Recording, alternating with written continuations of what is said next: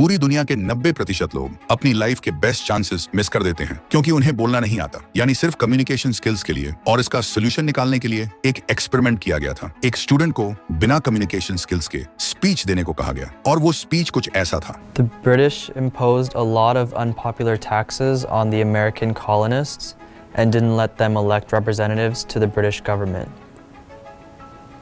In retaliation, the Americans started to boycott British goods. आप clearly देख सकते हो स्टूडेंट का कम्युनिकेशन स्किल 0 था। अब कुछ दिन बाद इसी स्टूडेंट का कम्युनिकेशन स्किल मास्टर करने के बाद की स्पीच सुनो। Good morning. Today I'd like to talk about the causes and effects of stress and how to cope with stress.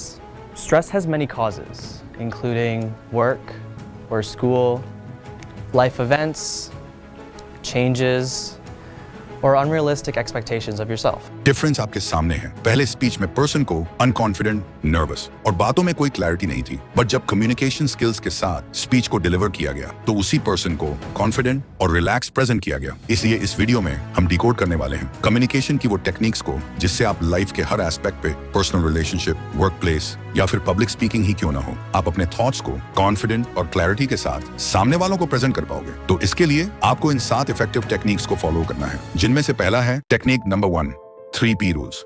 इस रूल्स पे 3P हैं। फर्स्ट P यानी पॉज। सुनने में आपको लगेगा इतना नॉर्मल सा पॉइंट, लेकिन अधिकतम स्टैंड अप कॉमेडियन और पब्लिक स्पीकर्स इसको अपना सबसे इंपॉर्टेंट टूल मानते हैं। पॉज कितना इंपॉर्टेंट है वो मैं आपको कुछ क्लिप्स से दिखाता हूँ। सो के कैसे उठते हो? ऐसे, गलत।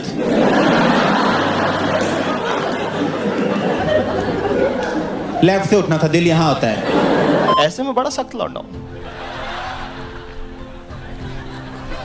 लेकिन यार यहाँ में पिघल गया। तो जैसे ही कोई बोलते बोलते पॉज लेता है तो जो सुनने वाले हैं उनके अंदर अपना रिएक्शन दिखाने के लिए एक क्यूरियोसिटी पैदा होती है जो आपके कॉन्वर्सेशन को और भी इंटरेस्टिंग बना देती है। सेकंड P यानी पेस, मतलब जब भी आप बोल रहे हो बहुत तेज मत बोलो और बहुत स्लो भी मत बोलो। आपको एक नॉर्मल पेस में बात करनी है। डिफरेंस खुद ही देखो। I've been studying communication for the last 10 years, and I'm certain that I'm going to be able to help you solve all of your communication problems. I've been teaching communication now for the last 10 years, and I'm certain I'm going to be able to help you solve all of your communication issues. Pace से ही आप अपनी बात को convey करते हो। बहुत तेज pace बहुत बार लोगों को कंफ्यूज कर देता है और बहुत स्लो पेस बहुत बार बात को बोरिंग बना देता है। थर्ड P यानी पिच। आप कुछ भी चीज बोल रहे हो आराम से बोलो, बट जैसे ही कोई चीज इंपॉर्टेंट आएगी तो अपनी पिच को हाई कर लो। डिफरेंस तुम खुद ही देखो। What happens if I just keep talking without pauses and I create no spaces within what I'm saying and I just keep going? Everything starts to just blend in together. And you notice how when there's no separation and there's no pauses, after a while everything I say just becomes mumbo jumbo and nothing really sticks.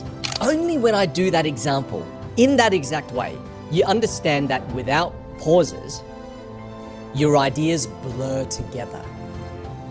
With them though, they land. आपकी आवाज का high होना या लो होना आपकी बात के emotion और इम्पोर्टेंस को प्रेजेंट करता है, और जैसे ही तुम अपनी पिच हाई करोगे सामने वालों का सारा फोकस तुम्हारे ऊपर आ जाएगा। तो इन 3P का सही यूज करो, वरना तुम्हारी भी स्पीकिंग एबिलिटी कुछ ऐसी हो जाएगी। Of course, in a good, but technique number 2, empathy. इसका मतलब दूसरे के लेवल पर जाकर उसी की बात उसके ही पॉइंट ऑफ व्यू से उसकी लैंग्वेज में समझो। रिसेंटली गवर्नमेंट ऑफ इंडिया ने क्रिएटर अवार्ड्स किए थे। वहां पर जब मोदी जी आते हैं तब वो शुरू में बोलते हैं, थोड़ी सी वाइब भी तो चेक हो जाए।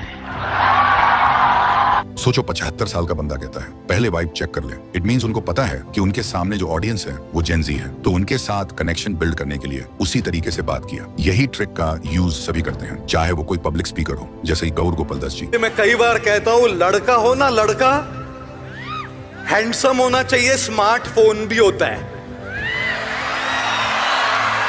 लड़की हो ना लड़की, अक्लमंद होनी चाहिए, सूरत गुजरात में भी है।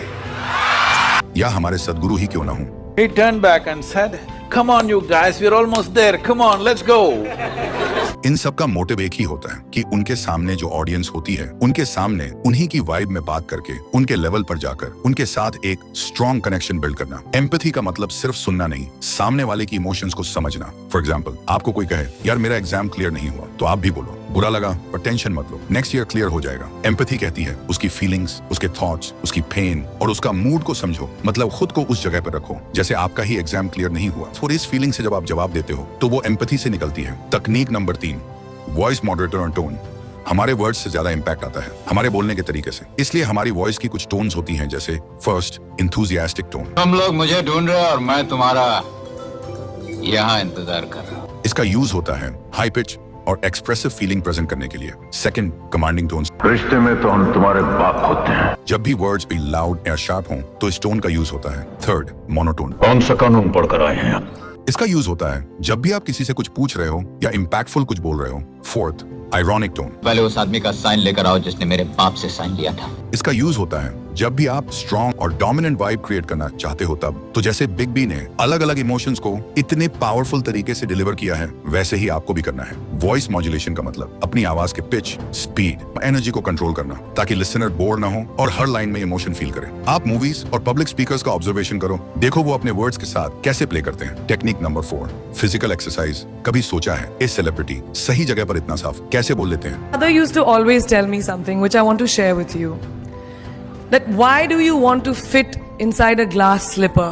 You know, like we were told. It's because उनकी टंग फ्री होती है। किसी किसी की पैदाइशी नॉर्मल होती है, बट कुछ लोगों की टंग फ्री नहीं होती। तो इसके लिए वो लोग सिंपल स्पीच ट्रेनिंग करते हैं। एक पेंसिल लो एंड उसको अपने मुंह में दबाओ और कंप्लीट वर्ड्स बोलने की प्रैक्टिस करो। Fucking पेड़ पर पका पपीता, पका पेड़ या पका पपीता, पके पेड़ को पकड़े पिंकू, पिंकू पकड़े पका पपीता। इस एक्सरसाइज से हमारे वर्ड्स साफ सुनाई देते हैं, जिससे आर्टिकुलेशन अच्छा होता है और सुनने वाले को भी अच्छा लगता है। Certain dialogues and you get stuck and the words aren't rolling off your tongue. There's an exercise where you put the pencil in your mouth and you say it. That's another hack. Technique number 5, name hack. इस दुनिया में जो word लोगों को सबसे अच्छा लगता है सुनने में, वो है अपना नेम। इस एक वर्ड की मदद से आप किसी का भी अटेंशन अपनी तरफ ला सकते हो। एक कंपनी है जो इस ट्रिक को सबसे ज्यादा यूज करती है, वो है स्टारबक्स। जब आप वहाँ ऑर्डर करते हो तो वो आपका नेम कप में लिख देते हैं, फिर पूरी कैफे में आपका नाम लिया जाता है और आप कप लेने जाते हो क्योंकि आपका नाम है तो आपको अच्छा लगता है। फिर लोग इसे सोशल मीडिया पर डालते हैं और स्टारबक्स की फ्री मार्केटिंग हो जाती है। तो जब भी आप किसी से मिलते हो तो उनको भी अपना नाम बड़ा प्यारा होता है। उनका नाम कॉन्वर्सेशन में लाओ, यानी आपके सारे सेंटेंस के अंदर सामने वाले का नाम लेना है। ह्यूमन ब्रेन को अपना नाम सबसे ज्यादा पसंद होता है। आप जब भी किसी से मिलते हो तो नाइस टू मीट यू के बजाय उनका नेम ऐड कर दो। जैसे nice to meet you Ankit. It feels personal, it feels special और सामने वाला फील करेगा कि वो इंपॉर्टेंट है। Technique number 6, practical improvement. ये है कम्युनिकेशन स्किल मास्टर करने की सबसे इंपॉर्टेंट पिलर। देखो, कम्युनिकेशन स्किल कोई बुक पढ़ के या वीडियो देखकर परफेक्ट नहीं होती। ये एक प्रैक्टिकल स्किल है, जितना यूज करोगे उतनी इंप्रूव होगी। इसके लिए फर्स्ट स्टेप है रिकॉर्ड योरसेल्फ।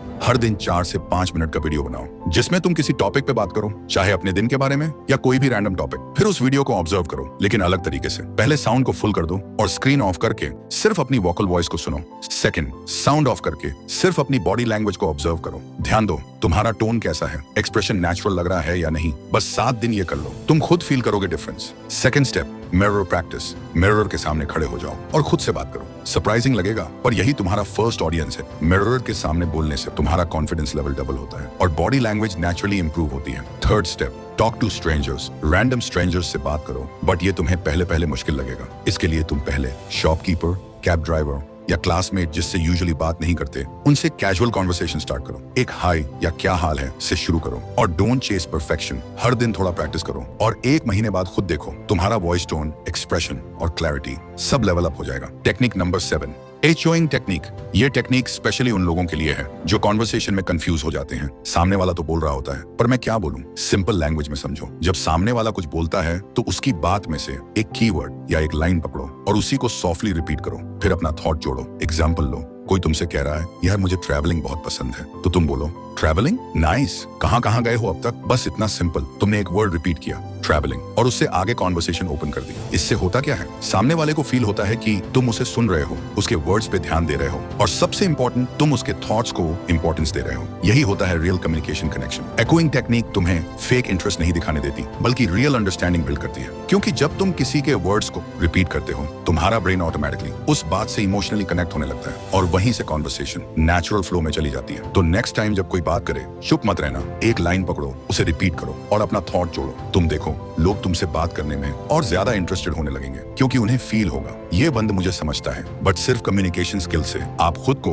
कॉन्फिडेंट प्रेजेंट नहीं कर पाओगे। जैसा कि मैंने पहले भी बोला, आपके बोलने का तरीका यानी आपकी बॉडी लैंग्वेज आपके शब्दों से भी ज्यादा इंपॉर्टेंट है। इसलिए आप कॉन्वर्सेशन के टाइम कैसे बोलते हो, कैसे खड़े होते हो, आपका आई कॉन्टैक्ट, फेशियल एक्सप्रेशन, सब कुछ मिलाकर ही आपको एक पावरफुल और कॉन्फिडेंट पर्सन प्रेजेंट करता है। तो इसलिए बॉडी लैंग्वेज मास्टर करने की फुल प्रोसेस मैंने स्क्रीन पर दिए हुए वीडियो में एक्सप्लेन किया है, क्लिक करके देख सकते हो। और हाँ, मैं तुमसे वही मिलूंगा